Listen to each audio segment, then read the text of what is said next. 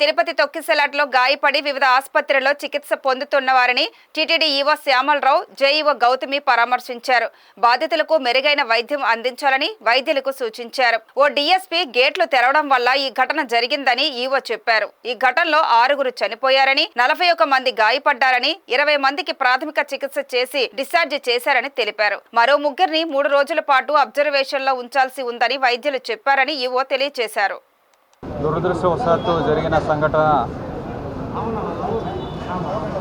సంఘటనలో 5 చనిపోయారు.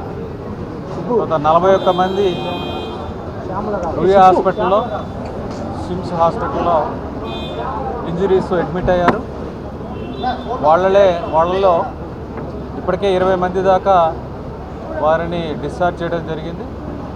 మిగిలిన వాళ్ళ పరిస్థితి గురించి సూపరింటెండెంట్ గారు చెప్తారు. దాన్ని గేటుని తెరిచి ఉంచేటప్పుడు తీసుకోవాల్సిన ప్రికాషన్స్ తీసుకోకపోవడం వల్ల జరిగినట్టుగా అనిపిస్తుంది ప్రిలిమినరీగా. అవన్నీ డీటెయిల్డ్ ఎంక్వైరీ చేస్తే కానీ తెలియదు.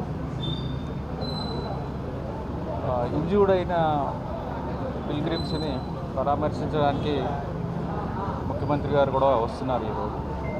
తక్కిన వాళ్ళందరికీ కూడా ఇద్దరికి ఈ బోన్ ఫ్రాక్చర్స్ ఉన్నాయి, వాళ్ళు స్టేబుల్గా ఉన్నారు. మిగతా వాళ్ళందరికీ కూడా ఈ స్టాంపీడ్లో ఒత్తుకొని పోవటం వల్ల మసిల్స్కి వాటికి నొప్పులు పుట్టడం తప్పితే వేరే సీరియస్ ఇంజరీస్ లేవు. చాలామందిని సాయంత్రం దాకా డిశ్చార్జ్ చేసేటువంటి పరిస్థితిలో ఉన్నారు. ఒక 2 3 మాత్రము ఇంకొక 2 3 రోజులు అబ్జర్వేషన్లో ఉండవలసి ఉంటుంది.